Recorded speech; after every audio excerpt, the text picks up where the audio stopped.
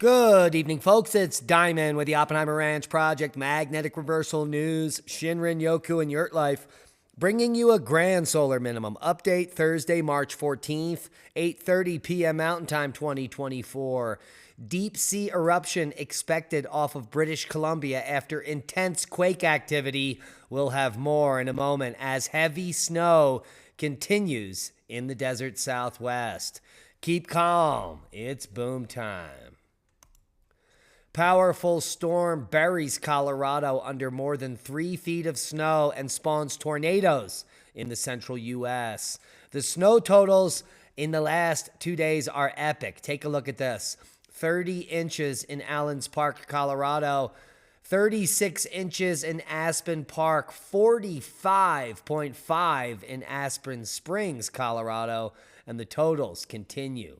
Bergen Park, 22 inches, 15 in Black Forest, 32.8 in Blue Valley, Colorado. Pretty epic totals up in the high elevations. Cripple Creek seeing 29 inches, Crescent Village seeing 28 inches, and tonight's storm is supposed to dump even more. 18 inches for Drake, Colorado, 30 inches for Eldora. Record totals could be coming in a multi-day storm. Genesee saw 31.1 inches. Golden, Colorado, 23.7 inches. And are you picking up what we're putting down? 25.5 in Guffey, getting a little puffy. And more snow is on the way. Take a look at Nederland, just to the west of Fort Collins, 33.5 inches. And there is several more feet coming. And many people are bumming because we've got to move this.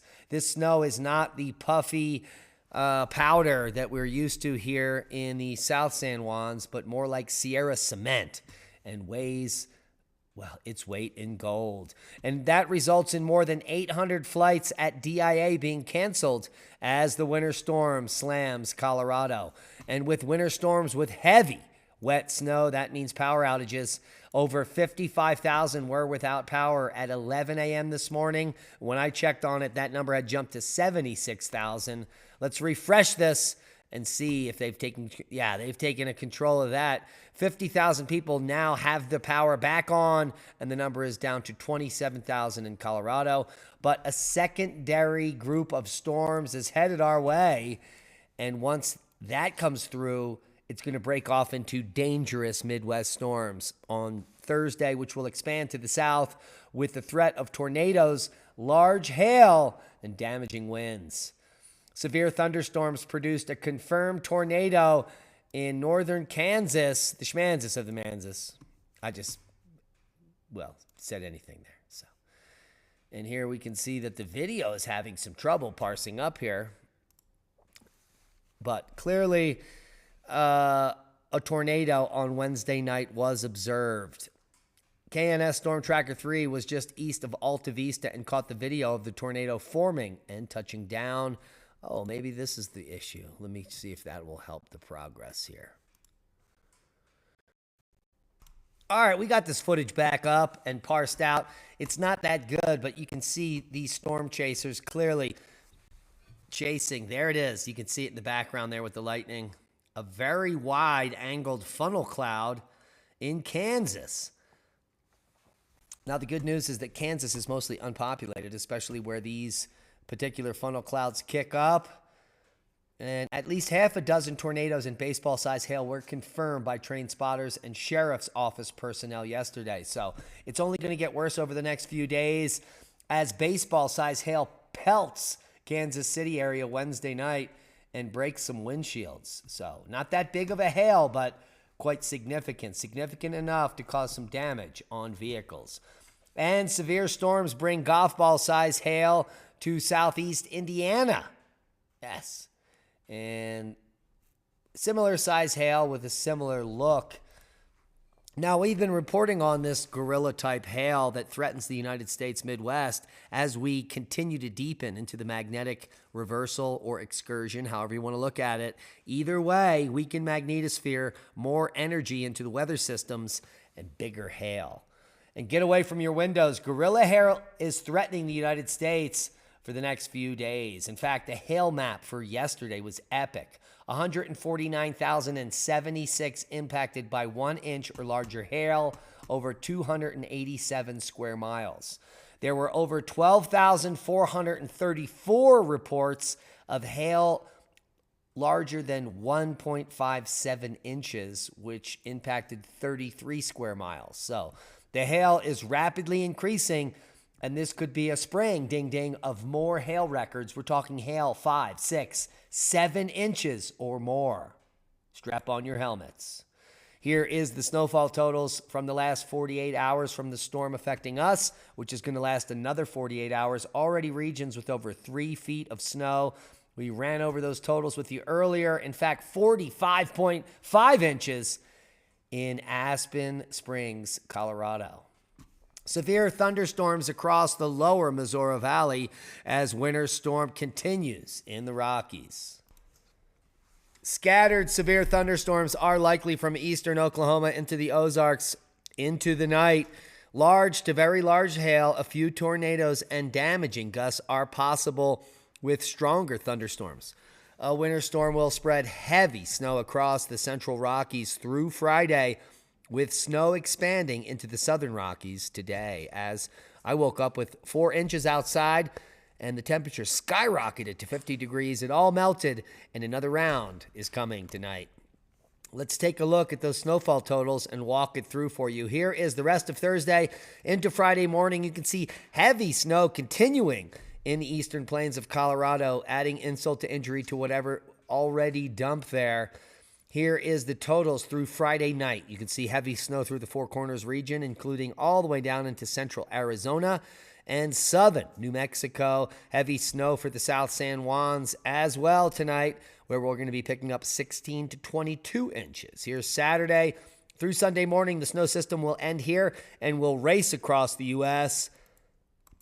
starting Monday into Tuesday and Wednesday, and that's going to bring some snow over to the northeast.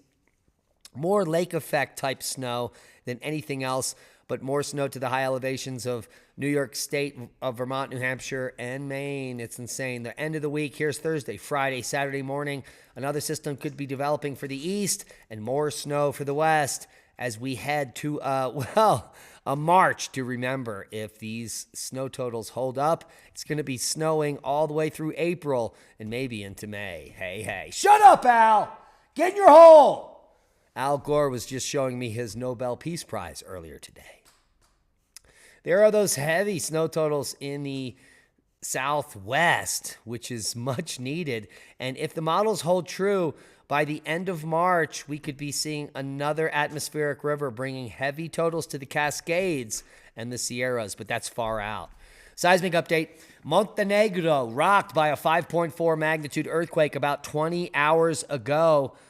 The earthquake of 5.4 magnitude rattled Montenegro and its neighboring countries early Thursday, resulting in some structural damage, but no reported casualties. The good news is that, according to the USGS, the moderately strong earthquake struck in an uninhabited border region between Montenegro and Bosnia.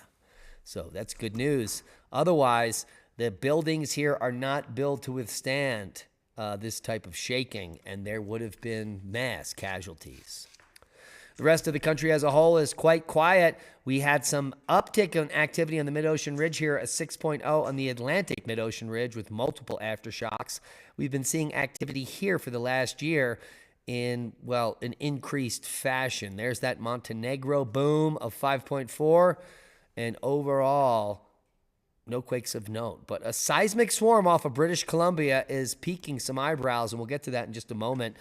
As we take a quick look at the Reykjanes Peninsula, seismic tremor has been increasing over the day, and seismicity is quite weak, but we're keeping a close eye on this rapid uptick in tremor because an eruption may be imminent. Let's see if we do have some details here on what they had to say there. We'll get to that in a minute.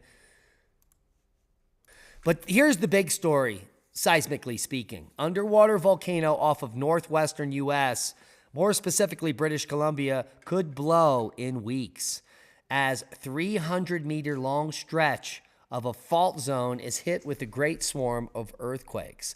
The fault zone in question is here, the Endeavor segment of the Juan de Fuca Ridge, the square in question there. Here's Cascadia. And a group of quakes out here near seamounts and other volcanic activity are raising eyebrows because of the intensity of the increase in seismicity. And what they're saying is that a deep sea eruption is expected off of British Columbia after the intense earthquake activity. Scientists say this is no cause for concern over the imminent rupture. Up to 200 small earthquakes per hour recorded, and this may be so deep and far away that it will affect no one living on the continental crust. Here is an image of the seafloor at Endeavor segment of the Juan de Fuca Ridge. Shown in a handout photo, scientists say they recorded up to 200 earthquakes an hour on the seafloor, 260 kilometers off Tofino, British Columbia, suggesting there will be an eruption. All right, so cross your fingers that we're all safe. Worldwide Volcano News Update. On top of that, we've got Erta in Ethiopia. Renewed lava flow eruption in the southern pit means very little to us on Earth. Santa Guito to 12,005. Sabancaya. Popo today to 23,000. We also have Fuego to 14. Marapi to 17,000 feet. Ebo puffing at 8,000. And nothing significant today worldwide, except for that seismic swarm off of BC. We will wait and we will see. Now, shall we? Space weather news for March 15th. Take a look. The solar disk is blank at solar max. Yeah, more indicative of solar minimum. Grand solar minimum much? Yet some people don't want to believe that we are already in 2 cycles deep into the grand minimum, the modern eddy minimum. Solar activity on Thursday reached moderate levels thanks to multiple minor C flares and one M1.0 solar flare. All of this activity centered around AR 3599, which is now turned around the limb. So no longer a threat, which means solar activity should quiet ever further, with the 3-day geomagnetic forecast being all quiet across the Western Front. SpaceX confirms the loss of its 3rd Starship launch at the end of the test flight.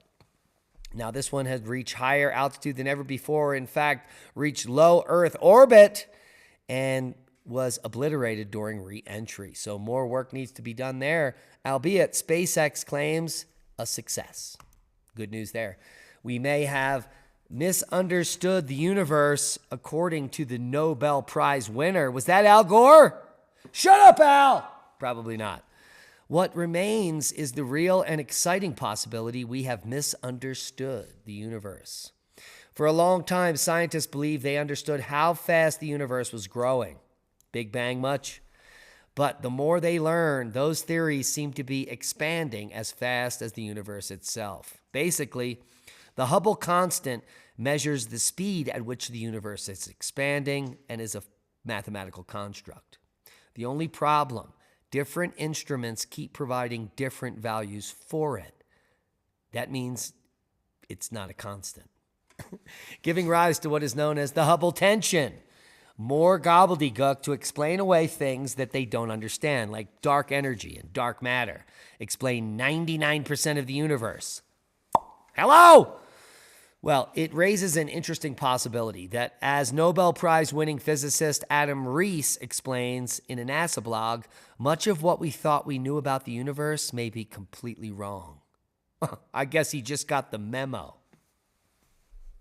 Links will be below. Guys, if you don't know, Lee and I are going to be speaking at the San Luis Valley Seed Exchange in just 2 weeks.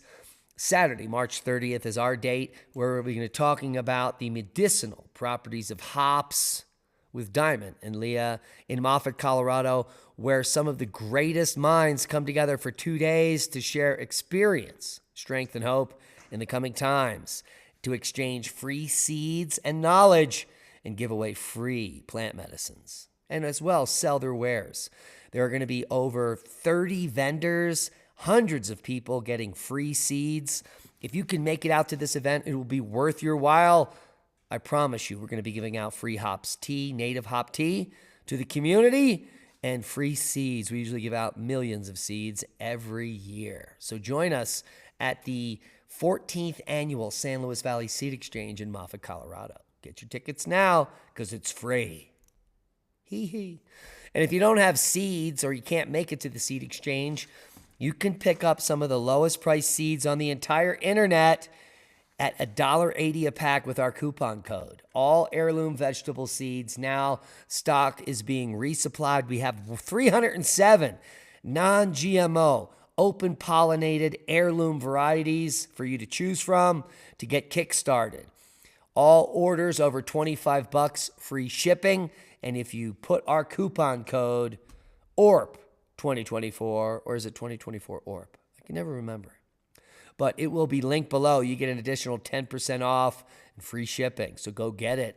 It supports the channel, it supports your sustainability, and it supports seed sovereignty, which all the big corporations are trying to take away from us. They don't want us to have access to this genetics that they want to own. So before Monsanto and Bayer buy up all of the seed genetics, get your own seeds, open pollinate them, and collect your own seeds and save them, just like we do. And that's a boom to knowledge. Please share this video as we are shadow banned. We need your help to grow. Become a Patreon. Support the work we do. We love you, and we'll see you at the San Luis Valley Seed Exchange in Moffat, Colorado in 2 weeks. Be safe. And that's a boom.